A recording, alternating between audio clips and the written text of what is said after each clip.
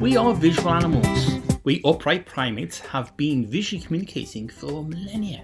Even though we no longer understand ancient languages, we know our ancestors were visually communicating something to someone on dark cave walls. In our dim and distant hunter-gatherer icy past, symbolic behaviour has defined us, and now in the 21st century we are merely finding new semiotic ways to continue a very old tradition. Welcome to Semiosis 101 Season 2's penultimate semiotic video. If you have watched Semiosis 101 videos before, then you already know I am Dave Wood.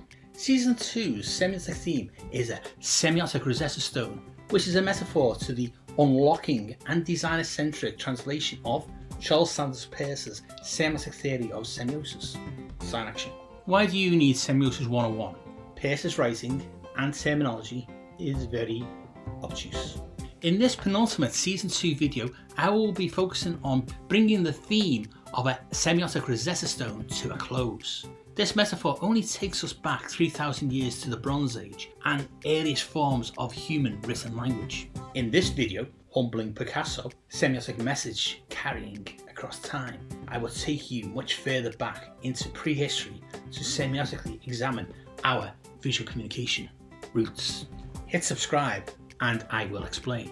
Weeks ago I reviewed the last two books for now. Fire Signs I will discuss again next week, but the first Signs segues nicely into the topic of this week's video. We are time travelling back at least 45,000 years. We are entering the dark caves of Stone Age Europe when we humans were hunter-gatherers living at the edge of Ice Age glaciers, painting images on hard to access cave walls in darkness. Okay, they took light into the caves in the form of animal fat torches. Why are we suddenly time travelling back to look at what some ape man daubed on a wall between clubbing mammoths? Firstly, like with semiosis, suspend your immediate bias. Secondly, these people were not brutish apes but modern human beings like you and me. Thirdly, these people were sophisticated. Granted, they had no identifiable written language. We would have to wait until we became farmers in the Bronze Age for writing. From Pettinger's book, The First Signs suggests symbolic language is ancient, with interesting research evidence to support her hypothesis. We are in this video interested in both these signs and the figurative animal paintings that surround them. These Stone Age painters verbally communicated they had culture and social structures. There were not great numbers of our ancestors roaming the European Ice Age tundra, and they probably were interconnected with each other with tribal groupings. Their brains were exactly the same as our brains. Their technology and material culture was just different to ours. This means that very few artifacts of daily Stone Age living survive, only what is painted in the caves. The Stone Age mobile artifacts that do remain offer tantalising insights to their socio-cultural world. We know from our own human species family tree that ochre had been utilised as pigment by our cousins Homo neanderthalensis as far back as 300,000 years ago, but it probably goes further back to our distant human ancestors too. Ochre as a pigment can be used on many surfaces such as leather, human skin and rocks. Worn as body paint, it is thought to have been both a prophylactic against bug bites and the sun, and even tribal affiliations. It is this evidence that is fragmentary, as everything except rocks rot over time. We are talking about the creation of paintings that remained in use for tens of thousands of years. Think of your grandparents' generation, then go back at least 1600 generations. We are focusing on a period of at least 1200 generations of humans here. Over vast epochs of time before the agricultural revolution took place, our ancestors visually communicated something that had social cultural importance to their lived experiences.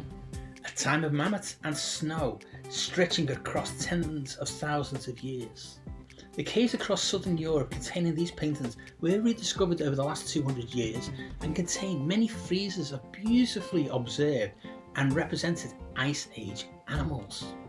An apocryphal tale quotes Pablo Picasso after visiting the paintings at Lascaux Cave, stating, "In 20,000 years we have learned nothing."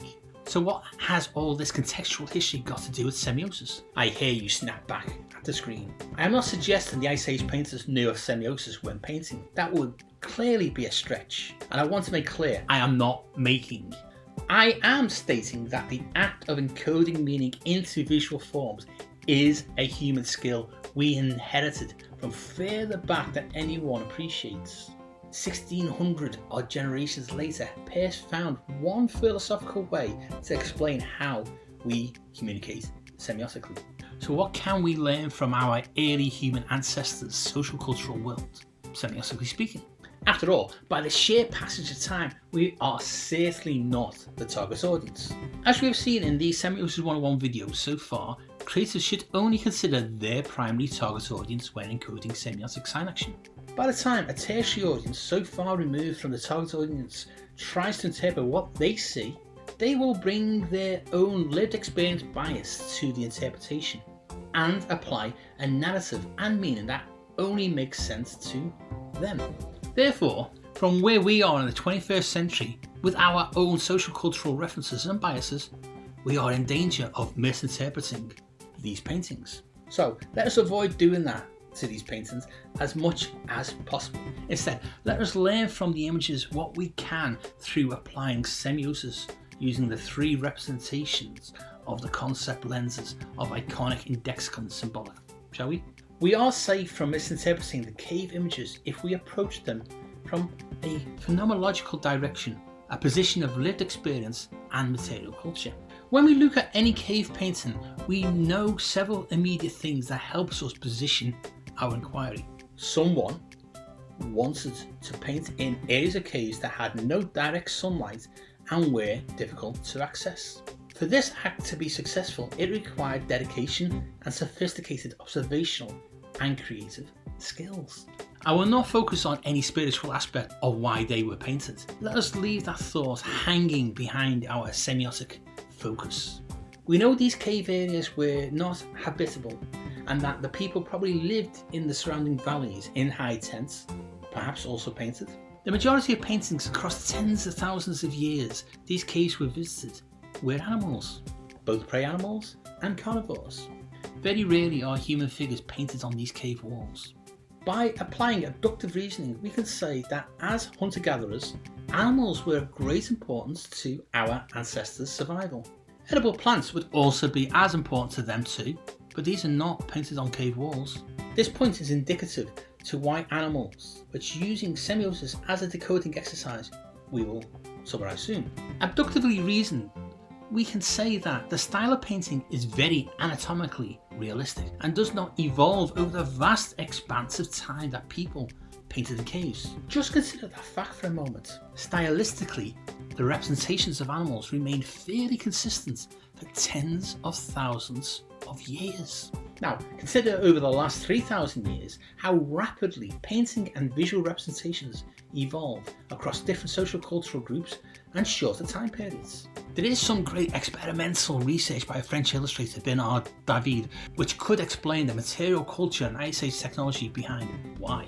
Check the description below for his book. Again, we can abductively reason that the cave paintings were painted there for reasons more important than because, or that the cave was an art gallery. They told the viewing Ice Age audience something about themselves. We can see the outlines of ochre painted with brush fingers or pigment blowing. We can see the animal skin patterns recreated on the animal shapes, the body language indicated by both line and shapes of the cave walls.